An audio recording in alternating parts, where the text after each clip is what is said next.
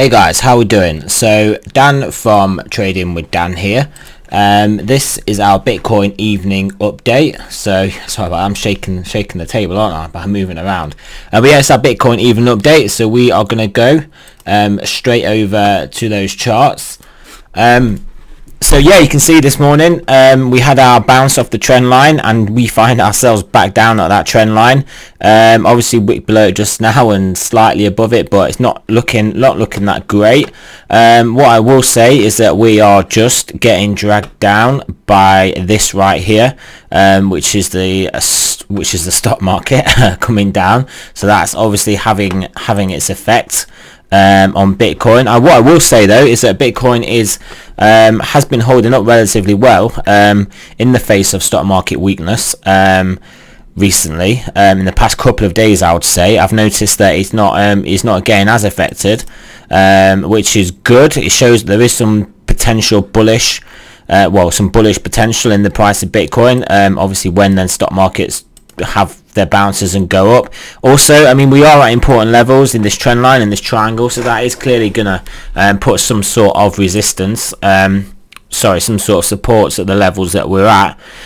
So clearly that is going to be in play when we look at the divergence between just the movement between the Bitcoin and the price and the stock market. But yeah, I mean, we are basically trapped in the zone, trapped below this support resistance area. We did wick into it. I think we're going to get, it is decision time. It's decision time in this formation, decision time in the overall larger macro formation. Volatility is telling us it's decision time, and we're getting stuck. We are basically getting squashed between this horizontal support and this support here, and potentially maybe this here, and also this resistance. So we're kind of getting squashed. Get squashed between here. So it's just a case of are we going to get squeezed out and down, or are we gonna break up? Bitcoin, I mean, we know Bitcoin, it likes to have its scan wicks in one direction, so I'd be careful trading the breakout or breakdown, especially initially. I mean, it is always safer for people to trade, basically wait for the breakout or breakdown, wait for the back test, and then when we start to come back down again, that's typically when a lot of traders will sell. So you're not going to get caught in any wicks. You see the market moving, and that's when everybody jumps on. You sort of sell the retest. You sort of it's like the second innings, like some traders call it. But yeah, so it's going to be a big move when it comes. Who knows when it'll happen? What I will say is, wait a minute. Oh yeah. So what time is it now? Friday, 9:30. So stock market should have. So these futures should basically be closing soon. So we're not going to have that direction. So we'll have to be keeping our eye on weekend Wall Street. Just 1 second, sorry. We're going to have to keep an eye on this weekend Wall Street over the weekend, because that's what it's for, to see what that is suggesting in these stock markets. But I have mentioned a few times in previous videos that we've got net negative liquidity at the moment from the Fed, and we also, what is net negative? Obviously the Fed is still giving out liquidity, although it did actually transpire that after I've been telling you guys that the Fed's balance sheet had actually come down a little bit by I think about 70 billion or something, which is basically like a week's worth of their money printing. So they're basically running out of things to buy. That's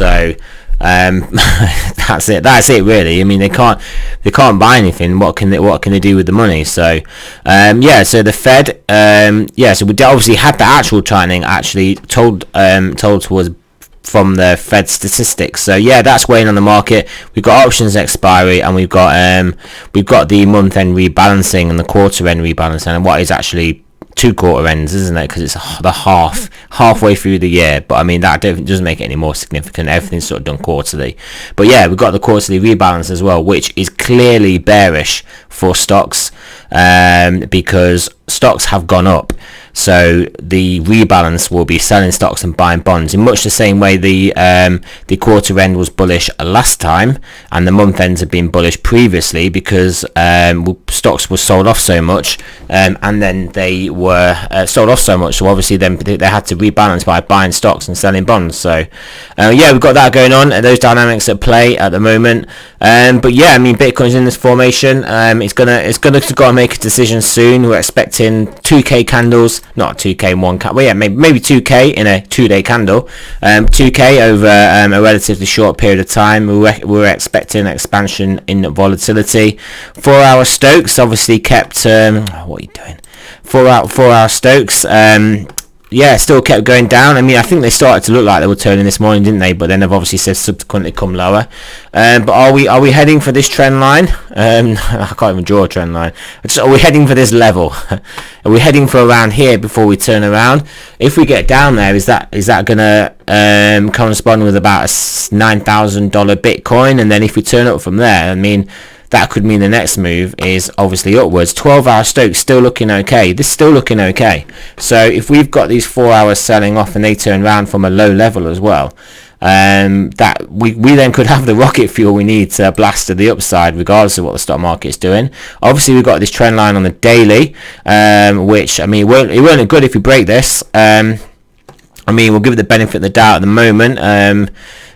See if it can switch its way around, but yeah, 12-hour daily Stokes not looking too hot, but they're looking at a zone where they're either going to make or break. I mean, that's literally what's going on in Bitcoin. It's just make or break. I mean, look, we've got yet more days down here. Look, you can see at the bottom here of basically no volatility, basically like a one reading on that indicator.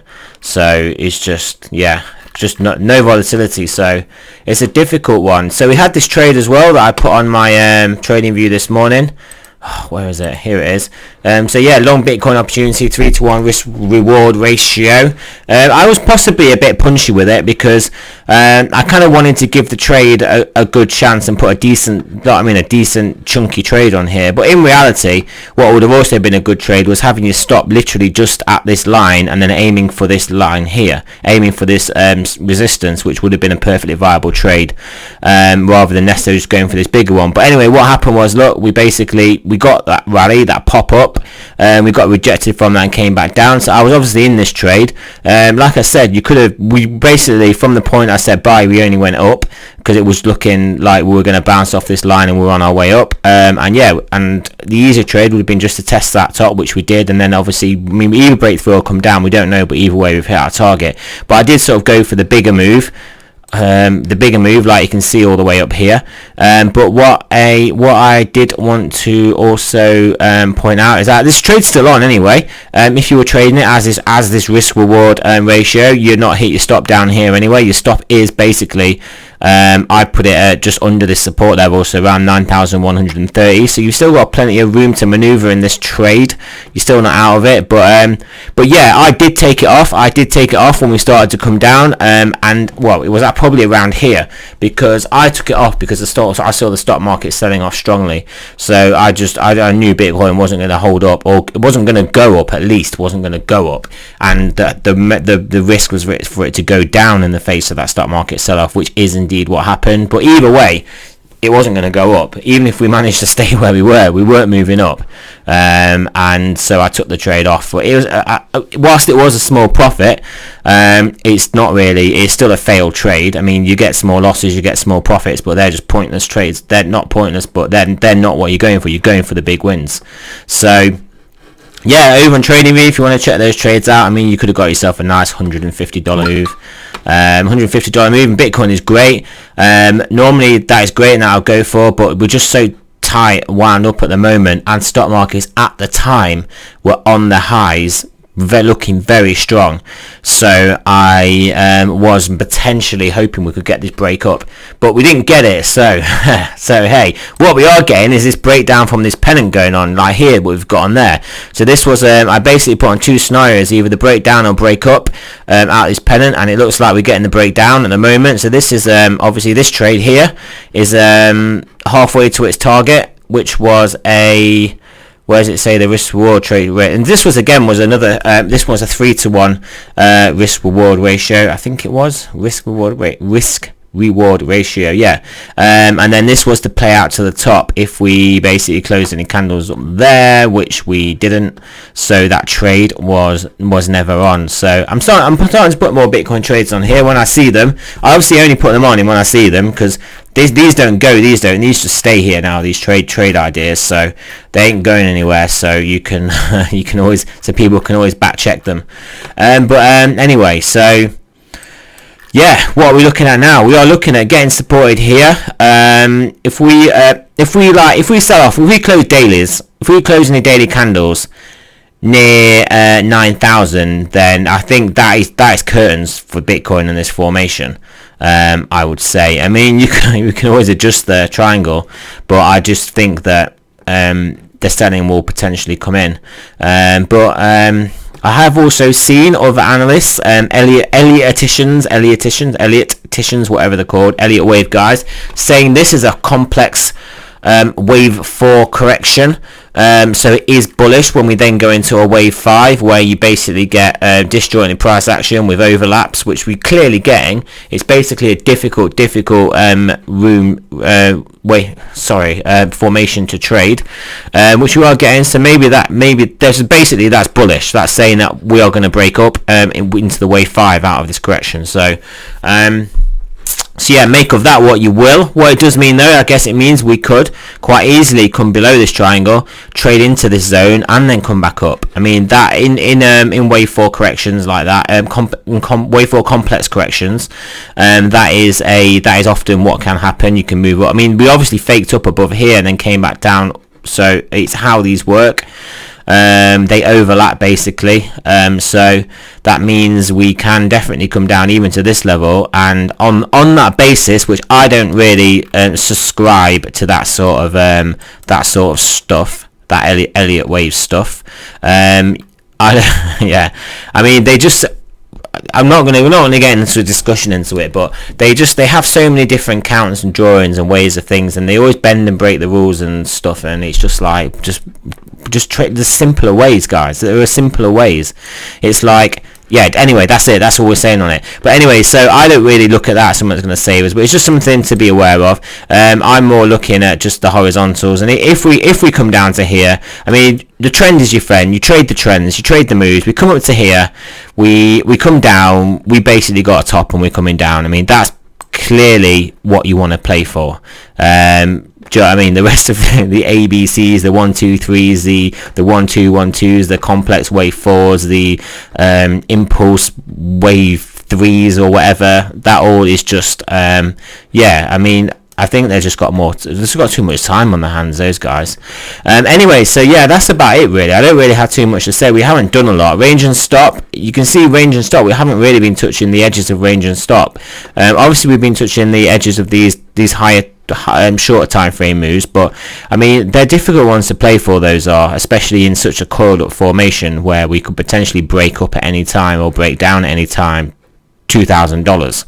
So it's just not the sort of moves you want to play for. I have been taking trades where I've been making a lot of small losses or small wins, which are basically don't really count as a win. I just call them, they're just a trade, but these trades are often going about 150 ticks on side, but I'm playing these trades to try and catch the 1k move, then followed on by another 1k follow through. So that's what I'm playing for at the moment. So I need to keep trying to catch that move when it comes.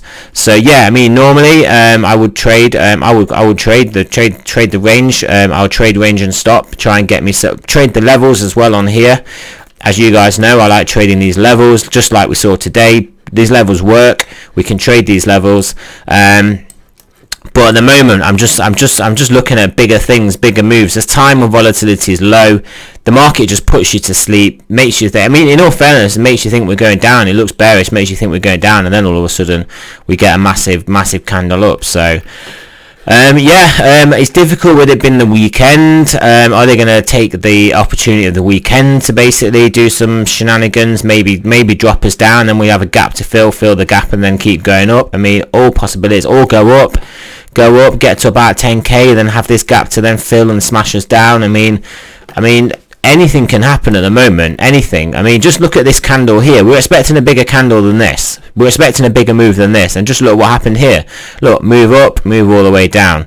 Yeah, so yeah, this is Bitcoin, guys. This is Bitcoin. This is what we signed up for, didn't we? We signed up for the Wild West, do you know what I mean? So we can all trade 100x, no KYC. I'm just kidding. Anyway, so thanks for listening, guys. And remember, this is definitely not financial advice. I am not a financial advisor, and I shall speak to you guys soon.